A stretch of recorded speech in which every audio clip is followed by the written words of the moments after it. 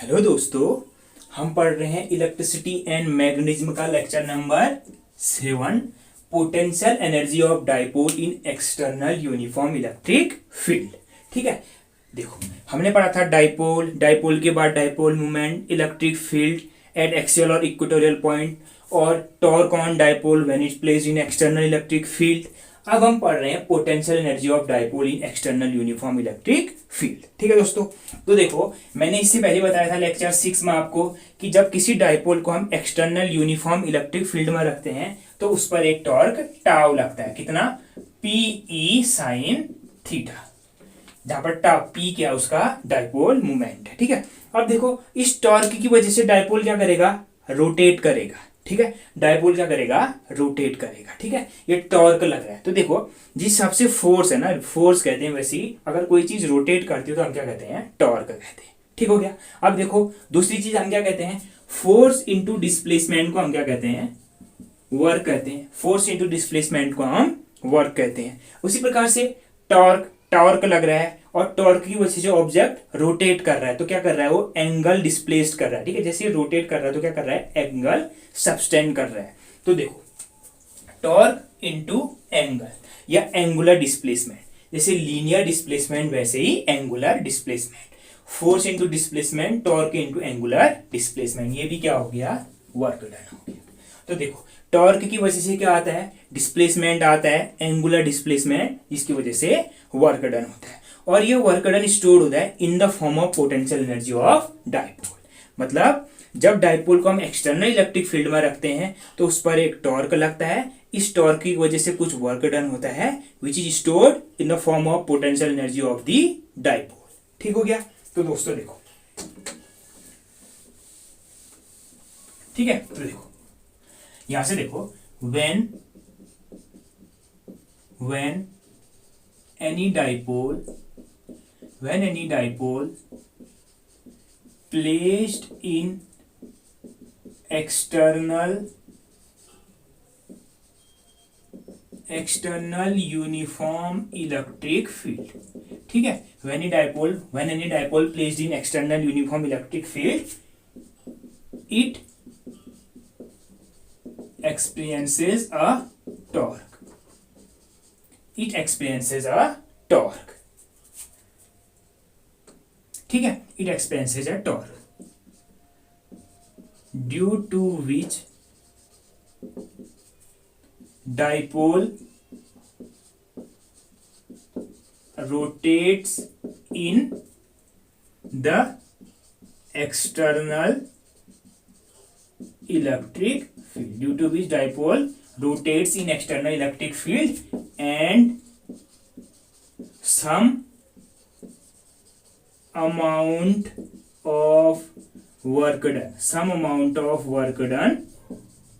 has to be done, which is stored in the form of potential energy of dipole.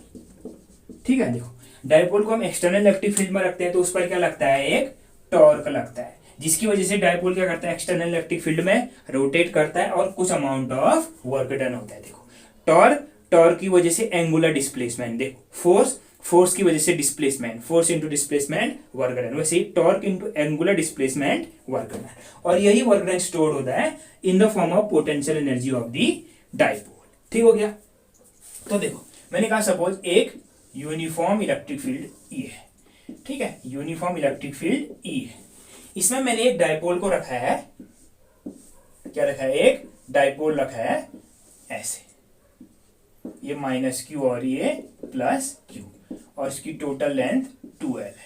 ठीक हो गया, ये हो गया। इतना जानते हो, इस पॉजिटिव चार्ज पर इलेक्ट्रिक फील्ड की डायरेक्शन में फोर्स, इस नेगेटिव चार्ज पर इलेक्ट्रिक फील्ड की अपोजिट डायरेक्शन में फोर्स लगेगा। ठीक है, इस फोर्स की वजह से सपोज इस फोर्स की वजह से टॉर्क डाइपोल क्या करेगा? रोटेट करेगा, मतलब एक टॉर्क जनरेट होगा। उस टॉर्क की वजह से क्या? रोटेशन। तो टॉर्क इंटू एंगुलर डिस्प्लेसमेंट क्या? Work done. यही work done stored in the form of potential energy. ठीक हो गया। ठीक है, तो देखो मैंने कहा सपोज ए बी एक इलेक्ट्रिक डायपोल है, A B is an electric dipole having charges plus q and minus q separated by a distance 2l. Let the dipole makes an angle theta with the direction of electric field. ठीक हो गया, तो देखो torque on dipole, सीधे हम क्या लिखेंगे, torque on dipole in external electric field, torque tau बराबर क्या, पीई साइन थीटा, वे पी बराबर क्या है, क्यू इंटू 2l. ठीक है, टॉर्क ऑन डाइपोल ये. सपोज इस टॉर्क की वजह से डाइपोल क्या कर दिया, एक small angle D theta rotate कर दिया. देखो इनिशियली सपोज हमने क्या माना, इनिशियली डाइपोल ऐसे था, अब इस टॉर्क की वजह से सपोज डाइपोल रोटेट करके इतना रोटेट करके ऐसे आ गया. देखो ये ऐसे आ गया, सपोज डाइपोल कैसे आ गया, ऐसे आ गया. ये फिगर में बनाना नहीं है, ठीक है. तो देखो डाइपोल यहां पर पहुंच गया ऐसे, ये माइनस क्यू ये प्लस क्यू, एक स्मॉल एंगल डी थीटा. पहले देखो ऐसे था, थीटा एंगल पर था इलेक्ट्रिक फील्ड की डायरेक्शन से, अब थोड़ा डी थीटा एंगल और रोटेट कर गया, तो टॉर्क इनटू एंगुलर डिस्प्लेसमेंट. ठीक है, तो देखो देखो दोस्तों, सपोज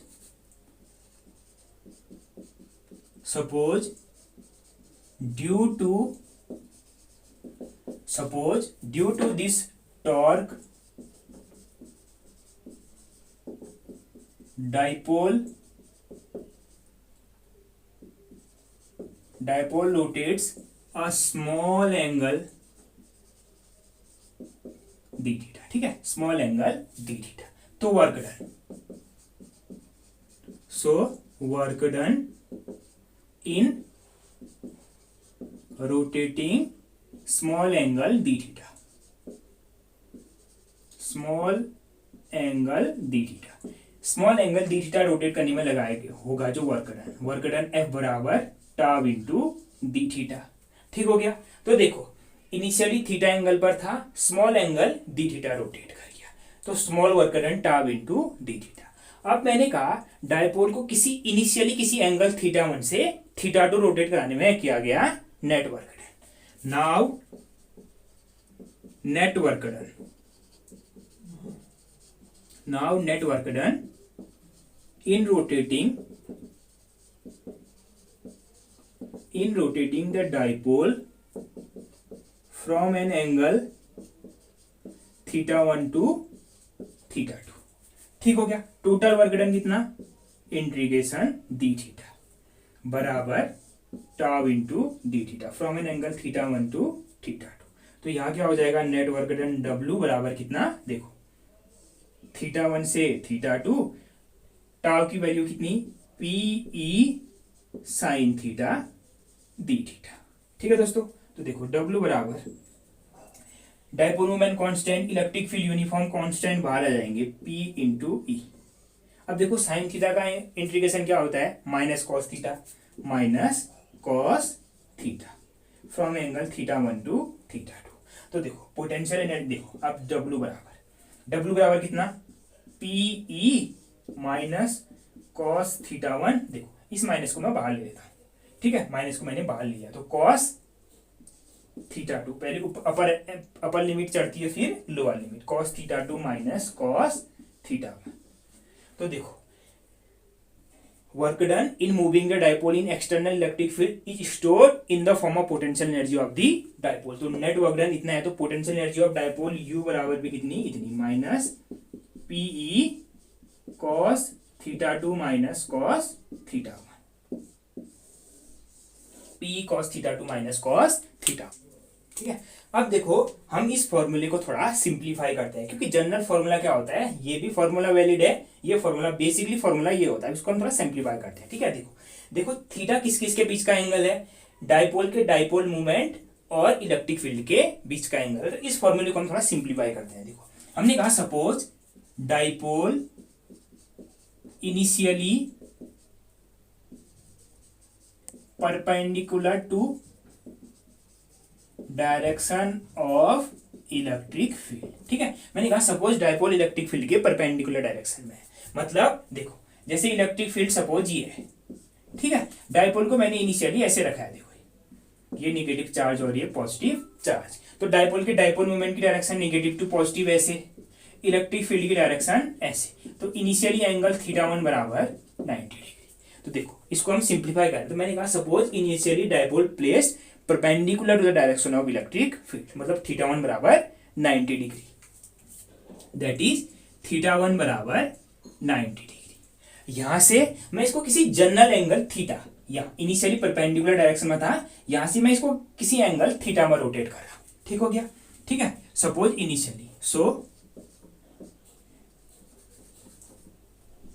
आफ्टर सम, ठीक है, ठीक है। Suppose dipole initially perpendicular direction of electric field θ1 बराबर 90 degree. So work done in rotating the dipole to any angle θ2 बराबर थीटा। ठीक हो गया, सिंप्लीफाई कर रहे हैं तो हमने कहा इनिशियली परपेंडिकुलर डायरेक्शन में था, यहां से किसी एंगल थीटा एंगल पर, देखो इनिशियली θ1 बराबर 90 डिग्री से किसी जनरल एंगल θ2 बराबर थीटा एंगल रोटेट कराने में किया गया वर्क डन W। ठीक है, W को है पोटेंशियल एनर्जी U। तो U बराबर माइनस पीई कॉस θ2, कॉस θ2 की जगह cos theta minus cos 90 degree. Cos 90 degree की वैल्यू कितनी होती है? कॉस 90 डिग्री की वैल्यू 0 होती है। तो potential energy dipole minus PE cos theta. अब हम जानते हैं दो वेक्टर का dot product A dot B बराबर क्या होता है? A B cos theta. तो देखो पी कॉस थीटा बराबर माइनस पी डॉट ई, जहां पर theta is the angle between direction of dipole movement of dipole and direction of electric field. तो potential energy of dipole in external uniform electric field कितनी होती है? Minus P dot ई होती है। मतलब इतना वर्क होता है जो स्टोर्ड होता है in the form of potential energy of the dipole. ठीक है दोस्तों, ये भी इंपॉर्टेंट फॉर्मूला है। ठीक है, ओके, थैंक यू दोस्तों।